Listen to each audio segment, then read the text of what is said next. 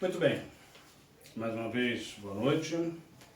Convido a todos os irmãos e também faço convite a você que está nos acompanhando pelo canal Família Batista Prudente a abrir a sua Bíblia no livro de Atos, capítulo 11.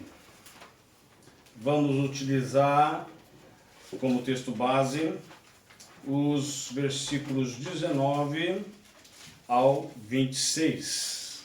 Atos 11, 19 ao 26. Hoje nós vamos tratar um pouco sobre vida cristã e vamos dar uma leve palhinha referente à doutrina da igreja. Atos capítulo 11, versículos 19 ao versículo 26 diz assim: E os que foram dispersos pela perseguição que sucedeu por causa de Estevão, caminharam até a Fenícia, Chipre e Antioquia, não anunciando a ninguém a palavra, senão somente aos judeus. E havia entre eles alguns homens cíprios e cirenenses, os quais, entrando em Antioquia, falaram aos gregos, anunciando o Senhor Jesus. E a mão do Senhor era com eles, e grande número creu e se converteu ao Senhor. E chegou a fama dessas coisas aos ouvidos da igreja que estava em Jerusalém. E enviaram Barnabé a Antioquia, o qual, quando chegou e viu a graça de Deus, se alegrou e exortou a todos a que permanecessem no Senhor com propósito de coração. Porque era um homem de bem e cheio do Espírito Santo e de fé, e muita gente se uniu ao Senhor. E partiu Barnabé para Tarso a buscar Saulo, e achando-o, o conduziu para Antioquia. E sucedeu que todo um ano se reuniram naquela igreja e ensinaram muita gente. E em Antioquia foram os discípulos, pela primeira vez, chamados cristãos. O texto que nós acabamos de ler, além de nos mostrar um dos momentos mais fascinantes da história da igreja, e é claro que houveram vários outros momentos, né? O texto ele é rico em informações que comprovam a doutrina da igreja, ou que comprova como deve ser o início correto de uma igreja.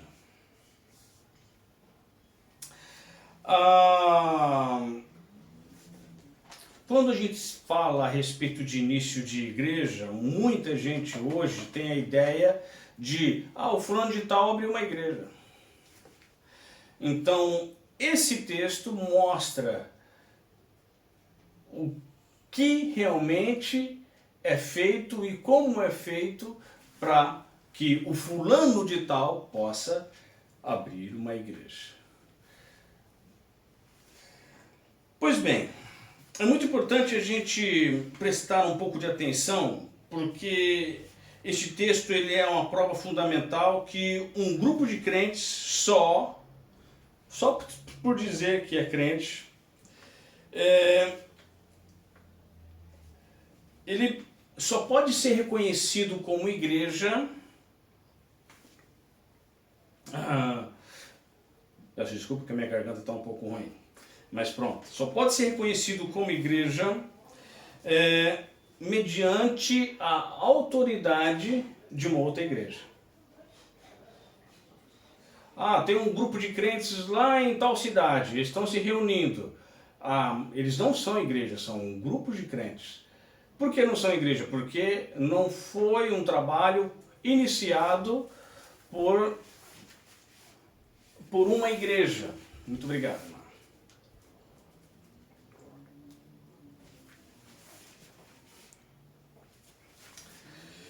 Muito bem, dando continuidade.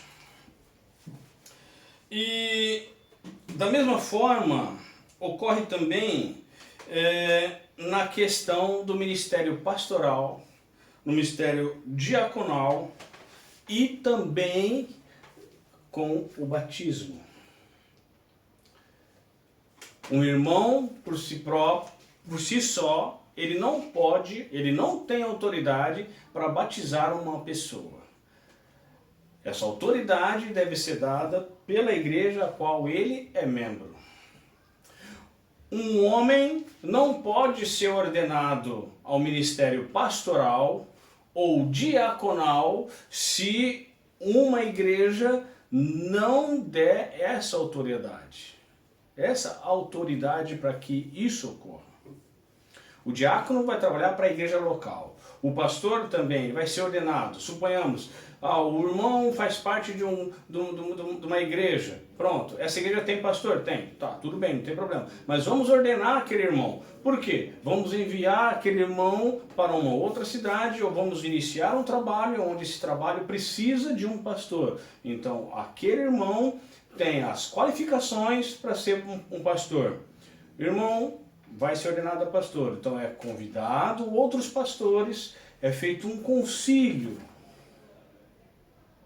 onde esses pastores se reúnem, avaliam esse irmão e, por meio da imposição das mãos, ele é, vamos dizer, cerimonialmente ordenado ao ministério pastoral. Ele precisa ser formado em teologia? Não, não precisa ser formado em teologia. No entanto, ele deve ser um teólogo. Não, mas se não é formado em teologia, como é que vai ser teólogo? Ele tem que ser um estudioso da palavra de Deus. Ele tem que dedicar a sua vida, dedicar seu tempo aos estudos da palavra. Tem que buscar conhecimento da palavra. A mesma coisa, esse grupo de igrejas que nós vemos aqui no texto, ou melhor, esse grupo de irmãos, no texto, ocorreu a mesma coisa. Ao contrário do que nós temos visto aí durante muito lugar, muitas vezes em muitos lugares, que pessoas têm aberto as suas próprias igrejas à sua própria vontade. E isso é contra a palavra de Deus. Ao entrar no clima aqui do texto, nós vamos nos deparar com algumas situações. E nós não podemos deixar de ver um momento em que aconteceu essas situações, né? Tem que aí ver aí as contribuições do que estava em volta de todas as áreas, né?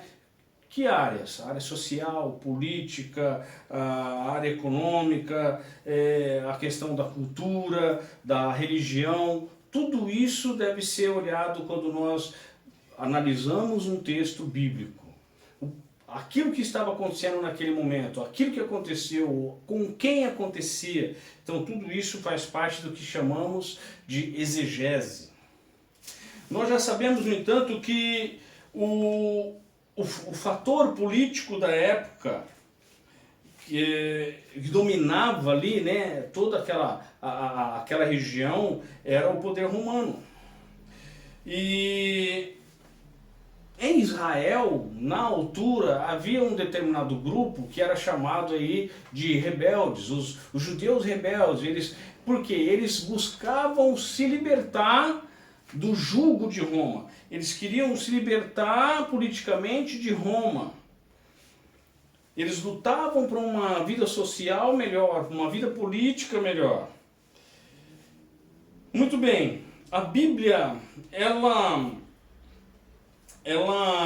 tem aí um pouco dessa época, né? Ela trata desse momento da época como a plenitude dos tempos.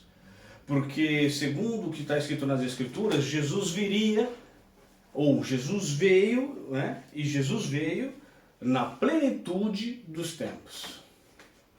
Então, vem Jesus, trazendo aí a solução para a alma. Não se envolveu com política, mesmo sendo rei. Não tomou o lugar dos religiosos, dos sacerdotes, mesmo sendo o próprio sacrifício e se tornando sacerdote. Ele não se tornou um líder social, mas deu comida e saúde para muita gente. Pois, como ele mesmo dizia, eu sou o pão da vida. No entanto, ele é morto. Mas ressuscitou. Não está mais lá. Vivo está. E ressuscitou conforme prometido. E hoje ele está à direita de Deus. Os seus discípulos são capacitados para pregar o evangelho depois disso. Logo depois da sua morte, não muito tempo aí, né? Depois que ele ainda esteve andando com os discípulos aí no espaço aí de mais ou menos 40 dias, então ele capacita os seus discípulos para pregar o evangelho. A igreja cresce de forma maravilhosa. Depois disso, Estevão é feito o primeiro a morrer por pregar a Cristo. E, como vimos aqui no texto, os crentes começam a ser perseguidos e começam a se esparramar pela terra. Os judeus passou a ter um líder rude, um líder muito severo, que começou a perseguir as pessoas, entrava nas casas e prendia as pessoas. Todo aquele que se dizia seguidor de Cristo, ele entrava e levava para a prisão. Que líder que era esse? Paulo. No entanto, o que aconteceu com ele? Foi salvo, foi convertido. E saindo um pouco dos limites de Israel, nós chegamos a essa cidade do texto que nós acabamos de ler. A cidade de Antioquia. Essa Antioquia, ela fica na Síria. Existe uma outra Antioquia que fica mais longe ainda, chamada Pisídia. Antioquia da Pisídia. Mas o texto aqui é na Antioquia da Síria. Um lugar onde nós podemos dizer que serviu de trampolim ou de ponte para a expansão das igrejas de Cristo. De lá, Paulo foi enviado a pregar. De lá de Antioquia, Paulo saiu para suas viagens missionárias. Nós temos tratado aí alguns domingos e vamos tratar aí um pouco mais sobre o tema as marcas de Cristo. E nós vimos que cada mensagem vai trazer um significado de 5 significados básicos que nós encontramos para a palavra marcas. E hoje nós estaremos falando sobre o seguinte tema: a etiqueta de Deus. Amém? Vamos orar?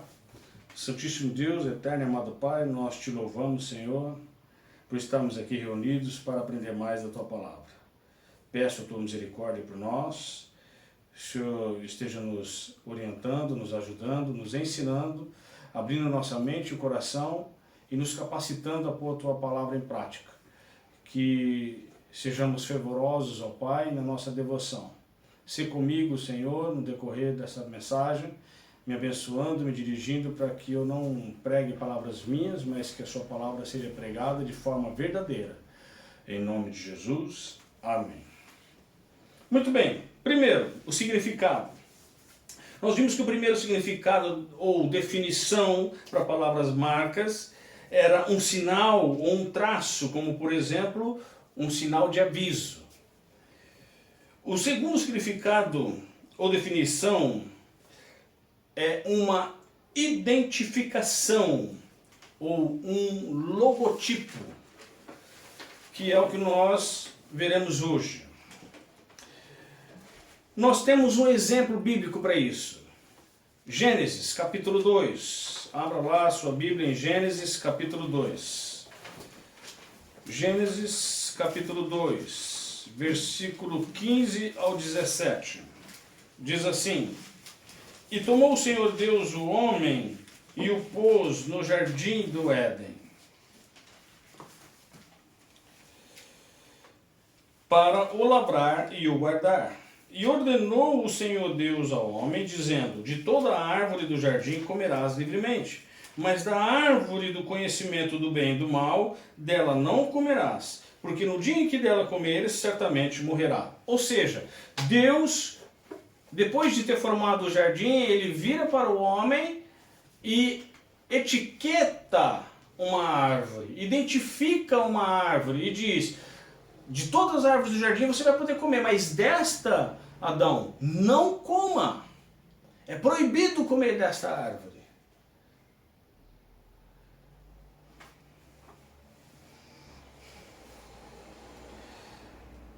Aquela árvore recebeu um rótulo.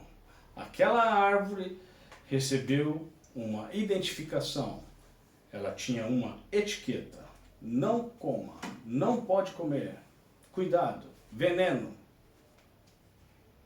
Outro exemplo, ainda em Gênesis, capítulo 17. Gênesis 17, versículo 10 e 11.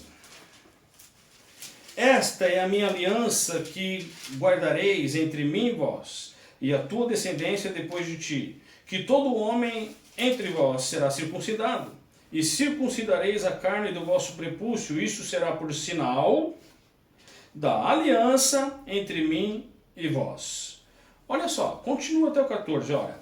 O filho de 8 dias, pois, será circuncidado todo homem nas vossas gerações, o nascido na casa, e o comprado por dinheiro, e qualquer estrangeiro, que não for da tua descendência. Com efeito, será circuncidado o nascido em tua casa, e o comprado por teu dinheiro, e estará a minha aliança na vossa carne, por aliança perpétua. E o homem incircunciso, cuja carne do prepúcio não estiver circuncidada, aquela alma será extirpada do seu povo, quebrou a minha aliança. Ou seja, o povo judeu tinha uma etiqueta. Suponhamos que um grupo de viajantes no deserto passassem de repente por um homem que tinha havido sido morto ali por ladrões ou por qualquer outra fera ou coisa parecida. Aquele homem tinha uma identificação em seu corpo e que dava para saber se ele era judeu ou não. Era o seu prepúcio, se estava cortado. Se ele tinha o prepúcio cortado, ele era um judeu. E falando em identificação, segundo ponto, vamos identificar aqui então os elementos do texto que nós lemos como texto base. Vamos lá, Atos capítulo 11. Vamos identificar aí os elementos. Atos capítulo 11.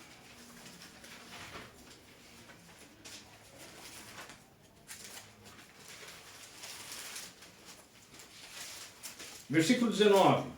Nós temos aí: E os que foram dispersos pela perseguição que sucedeu por causa de Estevão, caminharam até a Fenícia, Chipre e Antioquia, não anunciando a ninguém a palavra, senão somente aos judeus. Bom, nós temos aqui pessoas que foram dispersas por causa da perseguição. Essa perseguição, a princípio, partiu por parte de quem? Quem estava perseguindo quem?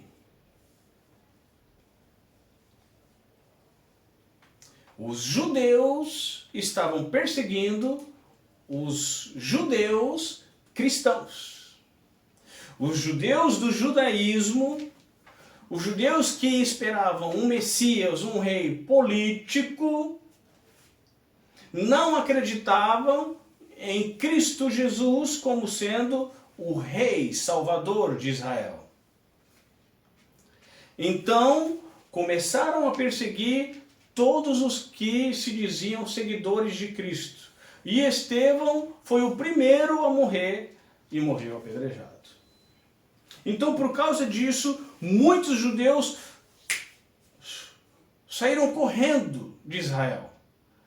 Saíram correndo de Jerusalém. Então, quando chegaram a Fenícia, a Chipre e a Antioquia, eles começaram a pregar a Cristo para os próprios judeus, porque a terra estava toda cheia de judeus. Versículo 20. E havia entre eles alguns homens síprios e cirenenses, os quais, entrando em Antioquia, falaram aos gregos, anunciando o Senhor Jesus. Olha, então as pessoas que creram em Cristo não foram só judeus. Os que saíram pregando a Cristo não foram só judeus cristãos. Foram também homens de outras terras, de outros países, como nós temos aqui, versículo 20, síprios e cirenenses. E o que eles faziam? Esses homens que não eram judeus pregavam aos que não eram judeus.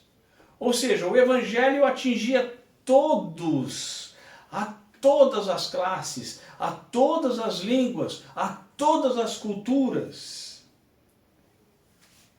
Versículo 21. O que acontecia?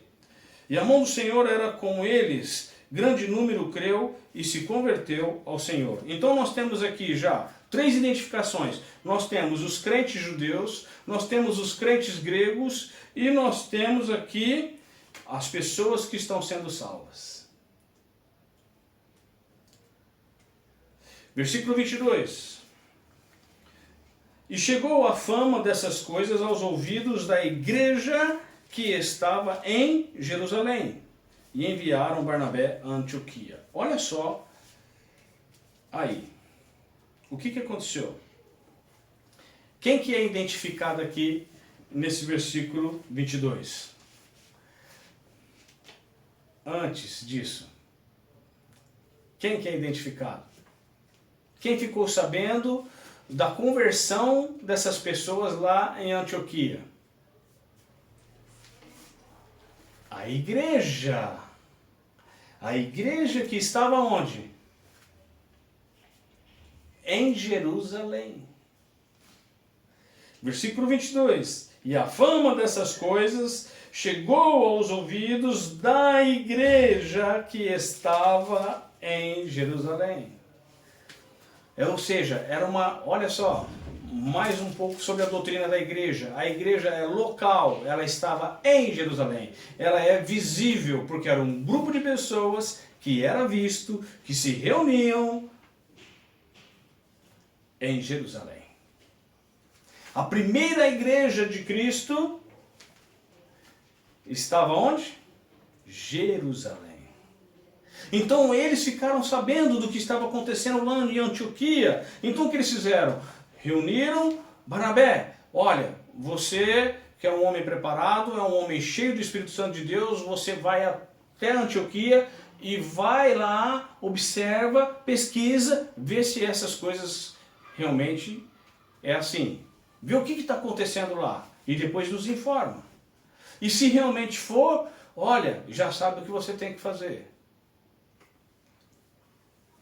Então Barnabé é enviado a Antioquia.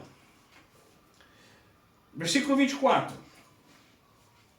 Porque era homem de bem e cheio do Espírito Santo e de fé, e muita gente se uniu ao Senhor. Então nós vemos que Barnabé, ele, identificando Barnabé, um homem de bem, cheio do Espírito Santo, um homem de fé.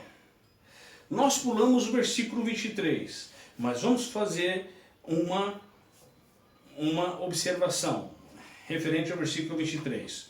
Olha só. O qual, quando chegou, Barnabé, chegou aonde? Em Antioquia. Ele viu a graça de Deus e se alegrou. E exortou a todos que permanecessem no Senhor com propósito de coração. Esse versículo 23, ele dá uma ideia de que após os novos crentes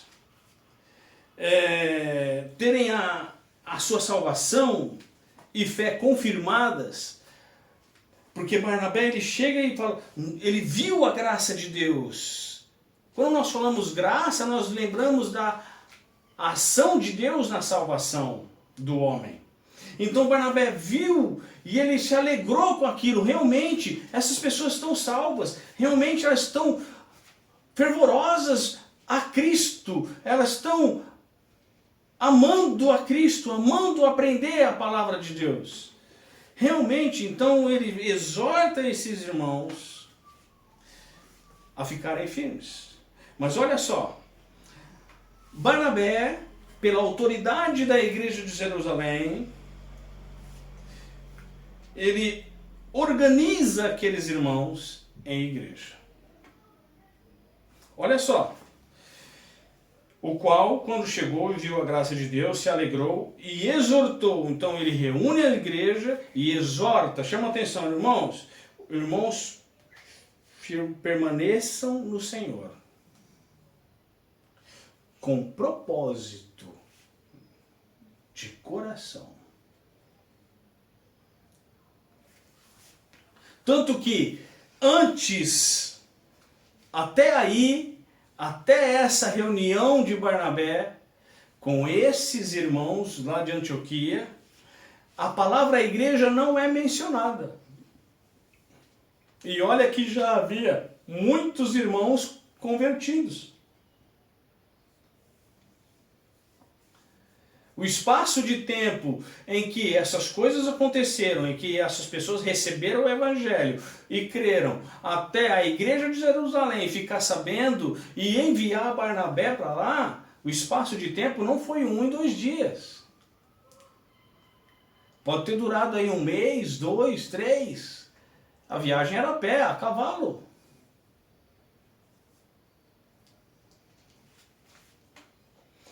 E olha só. Ele fala, permanecer no Senhor. Olha, permanecer no Senhor é uma linguagem utilizada por Paulo aos irmãos lá da igreja de Corinto. Nós podemos confirmar isso. Primeira carta de Paulo aos Coríntios, capítulo 15. 1 Coríntios, capítulo 15, versículo 58. Paulo vai falar exatamente isso aos irmãos lá da igreja de Corinto. Portanto, meus amados irmãos, sede firmes e constantes, sempre abundantes na obra do Senhor, sabendo que o vosso trabalho não é vão no Senhor. Portanto, amados irmãos, sejam firmes e constantes. Tem a mesma linguagem. Versículo 25, ainda, identificando. Partiu Barnabé para Tarso a buscar Saulo e achando-o, o conduziu para Antioquia. Então, ele parte da igreja de Antioquia e vai buscar alguém. Vai buscar Saulo. Sabia que Saulo havia sido salvo. Olha, Saulo vai ser muito útil. Saulo é conhecedor da palavra. Saulo é um homem entendido. Vamos trazê-lo. Fiquei sabendo, ele foi salvo. Graças a Deus por isso. Versículo 26. E sucedeu que todo um ano se reuniram naquela... O que está escrito aí? Naquela igreja, ou seja, então, quando Barnabé volta com Saulo, a igreja já está organizada, já é uma igreja organizada. E eles se reuniam para quê? E ensinavam muita gente em Antioquia. Foram os discípulos pela primeira vez chamados de cristãos. Muito bem, todos os que seguiam o evangelho de Cristo eram chamados de discípulos até então. O fulano aí é discípulo de Jesus. É daquele Jesus lá, é discípulo. Discípulo é seguidor. Antes de Jesus, apareceu quem pregando? João o Batista. Por que ele era chamado de Batista? porque ele batizava as pessoas. Não porque ele era da Igreja Batista, mas é porque ele batizava as pessoas. João, que João? O Batista. Tá, aquele que batiza as pessoas. Verdade, eu sei quem é. Então, João tinha também os seus discípulos e muitos passaram a ser discípulos de Cristo depois. João morreu, foi decapitado e muitos seguiram a Cristo. Até que aqui em Antioquia, esses discípulos pela primeira vez são chamados de cristãos. Cristãos quer dizer um pequeno Cristo, ou um imitador de Cristo, ou um protótipo, ou um projeto, não, mas um semelhante a Cristo. Aqui todos os crentes recebem uma identificação, a identificação ou a etiqueta de cristão. Um crachá.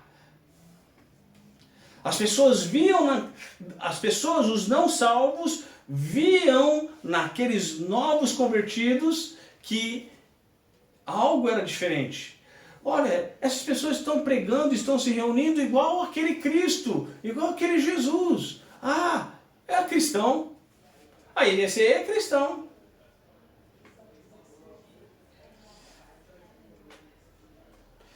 Eles foram chamados a princípio de galileus, foram chamados de nazarenos e foram chamados também de os do caminho. Esses aí são os do caminho. Que caminho? É o tal Jesus lá, eu disse que ele era o caminho, então eles são seguidores do caminho.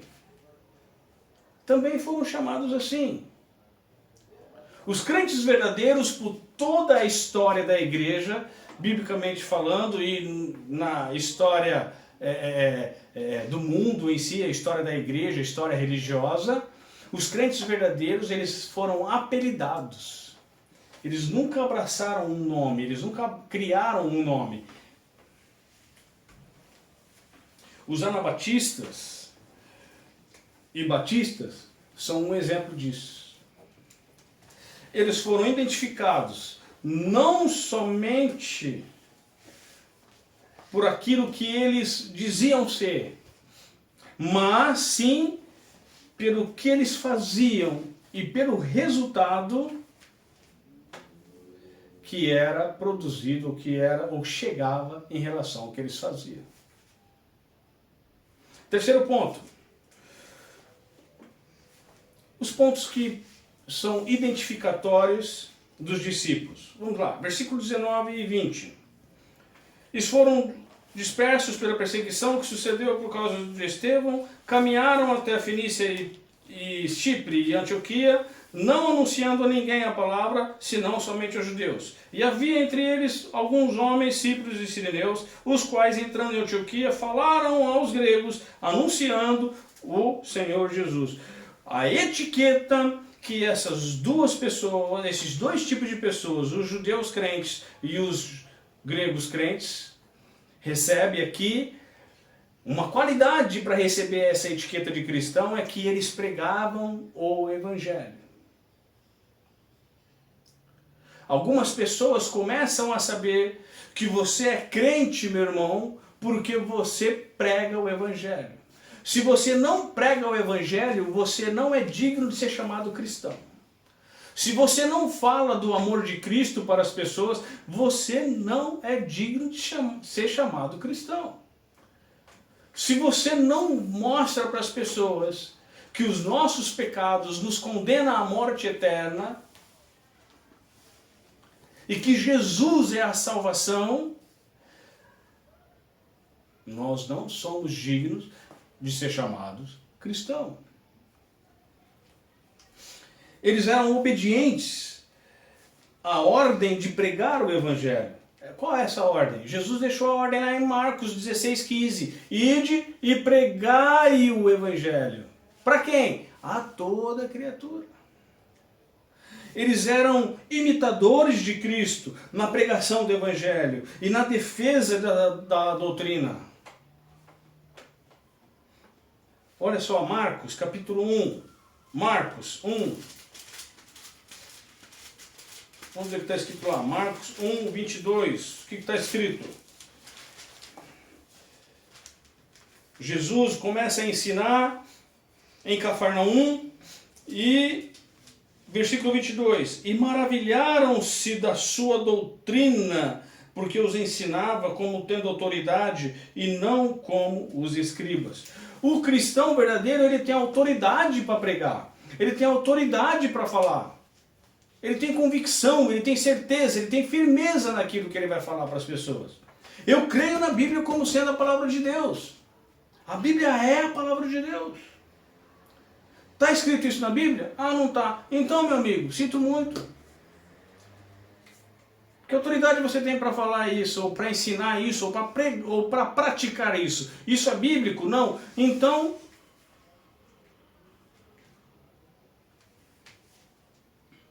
versículo 21. Olha o que está escrito.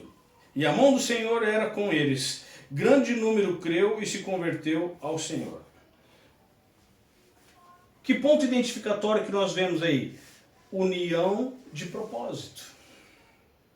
Eles tinham o propósito de servir a Cristo como Senhor.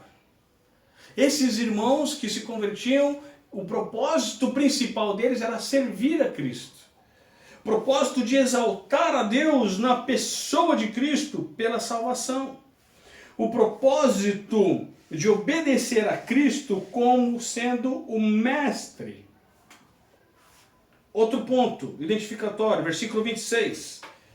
E sucedeu que todo um ano se reuniram naquela igreja e ensinaram muita gente. Em Antioquia foram os discípulos pela primeira vez, chamado cristão. Que ponto que nós vemos aqui identificatório? Já vimos um. Eles pregavam o evangelho. Já vimos dois. Eles tinham uma união, eles eram unidos e tinham o mesmo propósito. Nós vamos servir a Deus. E qual é o terceiro que se vê aí? Eles se reuniam em igreja.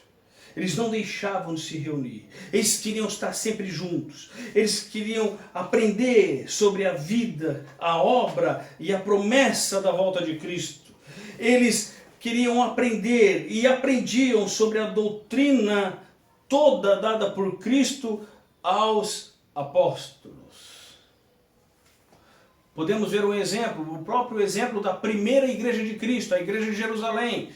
Atos 2, 42, o que está escrito lá? Atos 2, 42. Como é que a igreja, ou o que a igreja seguia, o que a igreja fazia? Atos 2, 42. E perseveravam no quê? Nos teatros, nas músicas, nas bandas, é isso? Nas festas, é isso? Não, perseveravam na doutrina dos apóstolos, e na comunhão, e no partir do pão, e nas orações. Eles aprendiam e praticavam o amor ensinado por Cristo. Não só amor ensinado por Cristo, mas o amor dado pelo Espírito Santo. Até aquela pessoa que não tem Cristo, quando ela é salva, ela é capacitada com o amor de Deus. É uma pessoa carrancuda, fechada, ela passa a ter amor. Ela é odiosa de tudo e de todos. Não, ela passa a ter amor. Quando Deus salva, quando Deus transforma essa pessoa, ela recebe o amor de Deus por meio do Espírito Santo. Como que um crente é reconhecido, segundo o que Jesus diz? João, capítulo 13, versículo 35. João 13, 35. O que está escrito aí? Nisto todos conhecerão que sois meus discípulos. Se, o quê? Se vos amardes uns aos outros.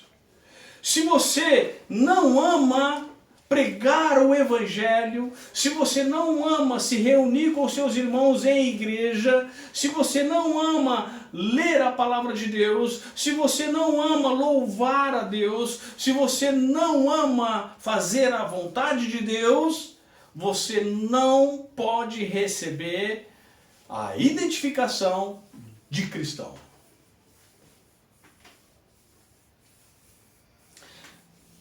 ou então você está com sérios problemas de pecado, irmão.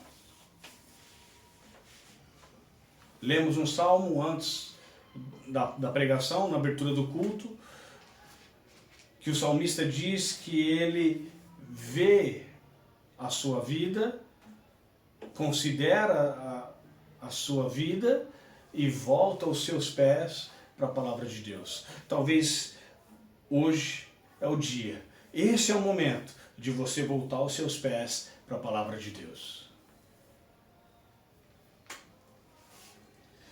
E como que eu sei, irmão Fábio, que o Espírito Santo dá amor para as pessoas? Gálatas 5, 22 vai falar exatamente isso. Gálatas 5, 22 diz assim: mas o fruto do Espírito, ou seja, o crente, ele tem o Espírito Santo de Deus. E se ele tem o Espírito Santo de Deus, ele vai produzir o fruto do Espírito. O fruto do Espírito, vamos imaginar o fruto do Espírito como sendo uma fruta que tem vários gomos, que várias camadas. Ele só é completo se tem todas as camadas. Um cristão fala, eu tenho o fruto da paciência, mas eu não tenho o fruto da fé. Ou melhor, o pedacinho do fruto da fé. Então a sua fruta está faltando um pedaço. A sua fruta está estragada, irmão. Desculpa falar, mas você está meio estragadinho.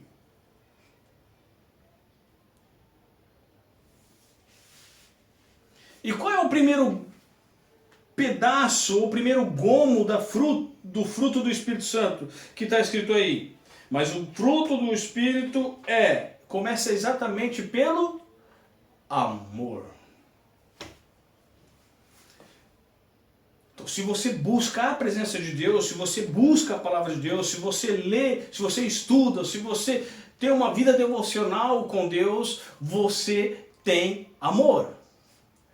O Espírito Santo de Deus vai capacitar a sua vida com amor.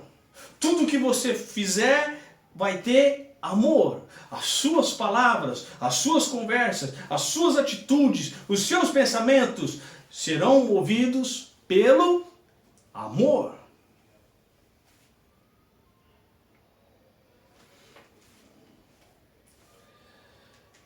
E você?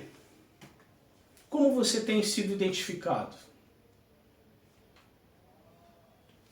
Temos três pontinhos básicos aqui para ser identificado como cristão.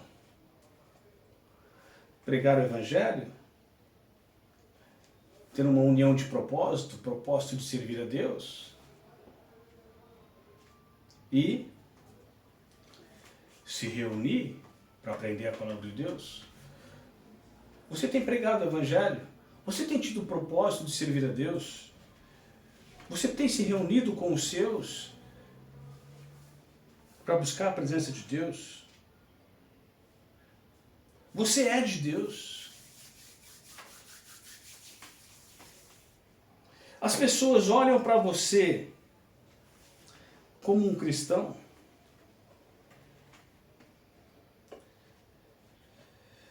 Se você não tem esses pontos, se você ainda não está em Cristo, olhe a promessa que Deus dá para você. Ezequiel, capítulo 36. Olha o que Deus pode fazer em sua vida. Ezequiel 36, versículo 26 e 27. E dar-vos-ei um coração novo, e porei dentro de vós um espírito novo, e tirarei da vossa carne o coração de pedra, e vos darei um coração de carne, e porei dentro de vós o meu espírito, e farei que andeis nos meus estatutos, e guardeis os meus juízos, e os observeis. Deus pode transformar a sua vida. E Ele pode tirar o seu coração de pedra. Pode fazer de você uma nova vida, uma nova pessoa. Te dar um coração de carne. Fazer com que você ande nos estatutos dEle. Ande de acordo com a palavra dEle. Ande em amor. Mas só Cristo é o caminho. Só por meio de Cristo. Aqueles discípulos foram pela primeira vez chamados de cristãos, justamente porque eles andavam em novidade de vida, dia após dia, momento após momento. Meu irmão, se você tem falhado na sua vida, na pregação do Evangelho, ou no seu propósito de servir a Deus, ou na sua dedicação a Deus, volte seus pés para a palavra de Deus.